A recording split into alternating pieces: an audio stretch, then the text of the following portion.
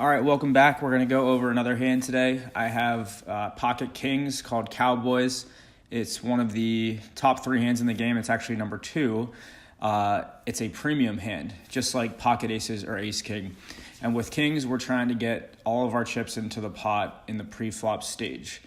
So first thing we want to do is look at stack sizes. So in order to calculate if we have a small, medium, or large stack, we have to look at the big blind. The big blind is 800, the small blind is 400, which is always half of the big blind. And I can scan the table now and realize that 16,000 chips is that cutoff for a small stack. So anybody who has over 16,000 chips has a medium or large stack, and anyone who has under 16,000 would be a small stack.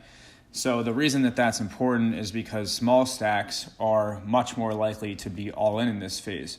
Whereas a medium to large stack, there might have to be additional rounds of betting to get all of our chips in.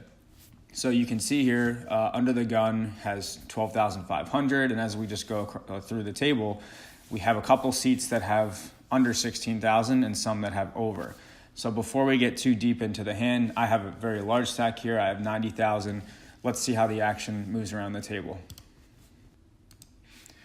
Okay, so just a reminder of the names of the seats and what we call them here at the poker model. Under the gun is the first stack to the right of the big blind, and then you have under the gun +1, under the gun +2, and if you're sitting at a table, it would be to the left, but for our purposes here, you can see it to the right. We're going around the table in a clockwise manner here. So we call this the cutoff +2 who raises to 1,600. And then the cutoff +1 folds, and we're sitting on the cutoff here with kings. So this is a very standard situation, and nothing too crazy happening here, and we don't have to think about too many things going on. We know that our goal is to get all of our chips in or get one of our opponent's chip stacks in at this stage. So when there's a raise to 1,600 here, we can see that the player's stack size is 18,400 left after that raise. Now remember, 16,000 is a small stack. So this player here now has 23 big blinds. So it's the action's on me, and I'm thinking if I raise too much, then it's going to kind of make it pretty obvious that I'm going to call the all-in. If I raise too little, then it would be much easier for my opponent to just call and see a flop. So what I want to do is I want to find the right balance where he may go all in with a weaker hand, thinking that I might just be bluffing, trying to kind of bully his short stack. So a good rule is like if you're leaving him with 20 big blinds or less, actually, a little bit lower than 20 big blinds, and he moves all in, you can kind of expect that he's wanting a call. But if he has more chips and you're kind of like sizing his stack up where it's not as short of a stack, then he might move all in as a bluff, thinking that he has enough chips left to make you fold. Because players will 3-bet, which is what I'm doing here, or called a re-raise to a lot of people. They'll do it with a lot of different hands. They'll do it with ace-2. They'll do it with 9-10 suited. They'll do it with 5-6 suited, pocket fours. So if our opponent has raised to 1,600 here and he thinks that I might have one of those weaker hands, well, moving all in over the top of me might actually get me to fold, and he'll win a nice pot with little risk. So what I want to do here is I want to put that into his mind. I want to give him the ability to go all in and think that he could fold, that I could fold after his raise. And so that's what I'm going to do. So if I raise, what I do is I raise here to 4,000, which is 2.5 times his raise. So that's a pretty safe number.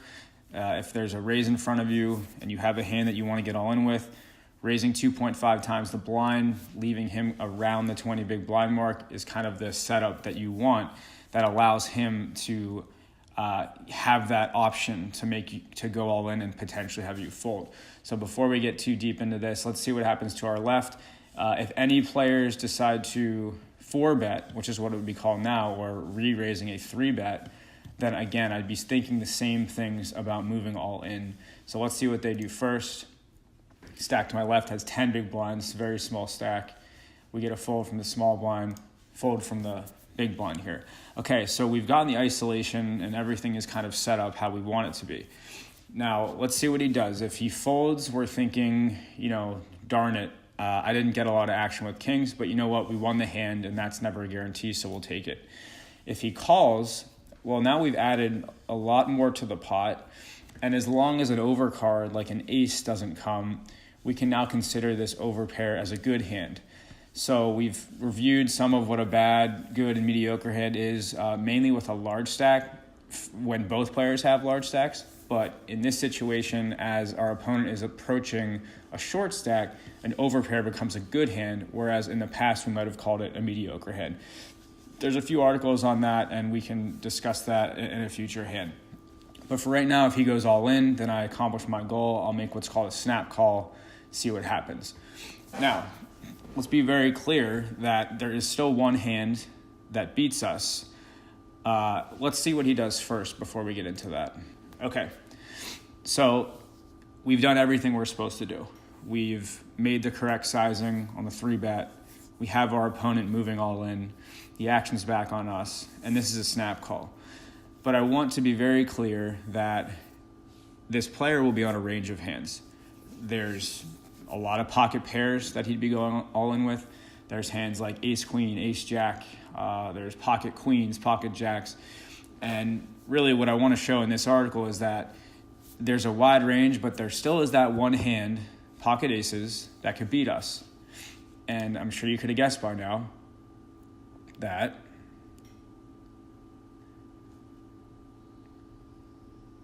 he has it.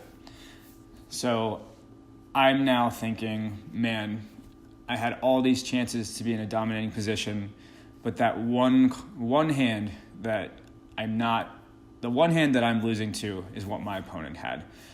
And so, again, you can always get lucky here. So you can see I hit a king on the flop, and I can ride that emotion, but unfortunately on the river, I lose, and because he makes his ace. But there's something really important to be discussed here. So this is called a cooler. This is a hand where I'm supposed to do what I did. I did it exactly how I wanted to, and my opponent had that one small hand, that one out of the 15 hands that I'm supposed to be winning here with. He had aces. And so he did what he was supposed to do with aces. He got all in pre-flop with a premium hand. I did what I was supposed to do with kings. I got all in pre-flop with a premium hand. Unfortunately, I got the short end of that, and it's called a cooler. He got the better end of that, and that's called a heater for him. So this will happen a lot in poker, and I think there is some misunderstanding here when people decide, well, maybe I should have folded pocket kings. He could have had aces here. I flipped it over. He had it. I had kings. I hit the king, and I lost.